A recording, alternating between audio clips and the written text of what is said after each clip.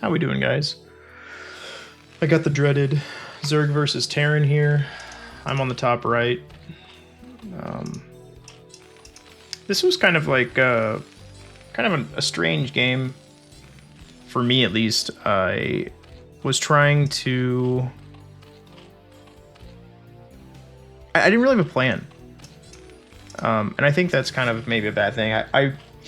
I knew it was a smaller map. It was two different spawns or whatever, 2-player map, and I was gonna maybe try and do mutalisks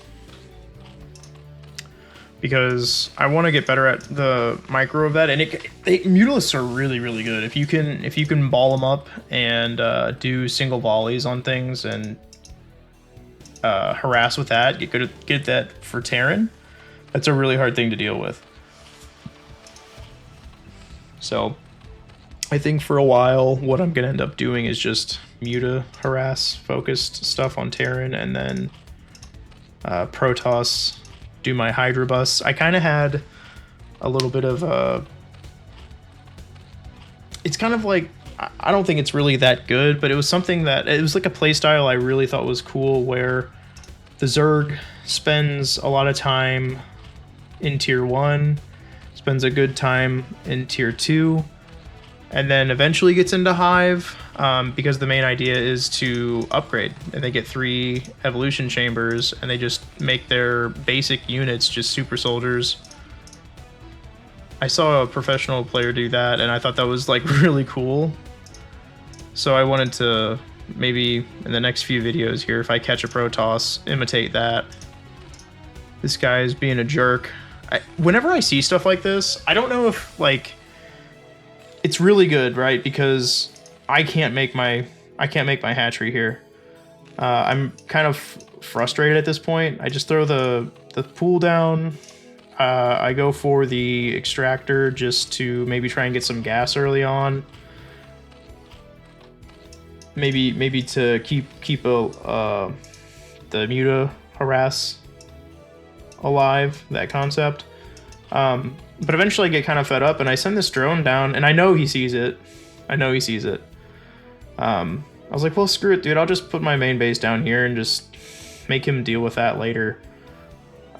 So he actually finishes the engineering bay. Generally, you don't. You leave it at like 98% completion, so you just cancel it once it gets close to me killing it. But he decided to just send it. He's got 2 barracks going. I didn't think that he was going to be aggressive, personally. I just figured he was going to try and stall me. Just be kind of a nuisance.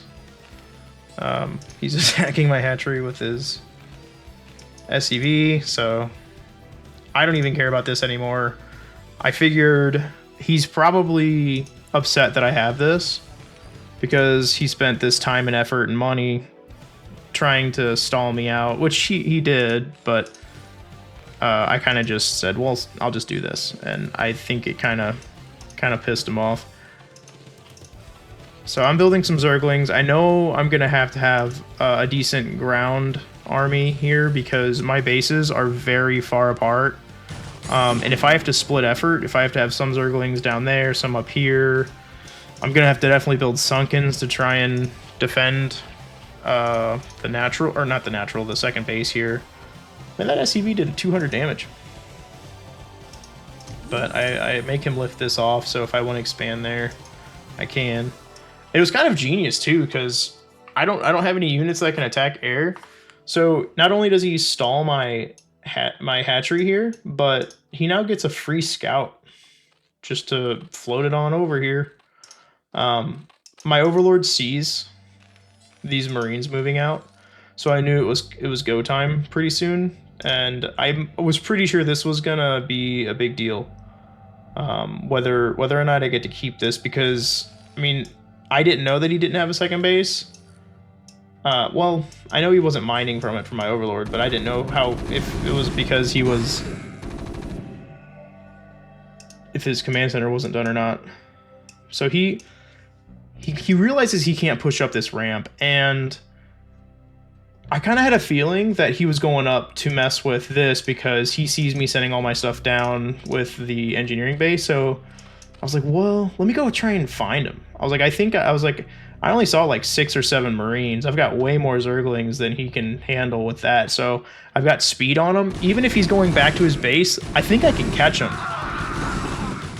Read him like a book, found him in the middle of the map, and he just quits right there. He just quits. And I'm like, okay, I won the game. That's cool and all. What does he have? He definitely has a worse economy. He's got 2 barracks, and the factory is probably at the time done. He might have been making a vulture. But I was kind of surprised that this guy did this weird, aggressive beginning engineering bay stuff, and it ended up backfiring on him because I just ignored it. Like, I don't think he was expecting me to ignore it, and then I just made this massive Zerglings, and I don't think he was ready for me to respond the way I did. He had a few fire bats, I think, waiting for me. Speed up. Yeah, he's making fire bats here. I mean, he's not making the vulture right away. I think I just totally caught him off guard. I don't know what he's used to, but I think this was a reasonable response, just to like have a bunch of lings to protect my natural here. But yeah, I think the read on him, catching him in the middle of the map like that, was enough to make him throw his hands up, I guess. I don't know. Maybe all those cool tricks and little nuisance things that you do, all that stuff, you should just leave it to the pros, because we're not near the MMR of that. So I a lot of times, I mean, look, I've got, again, I'm at 60 or 76 APM to his 185. What's he doing? What's he clicking so much for?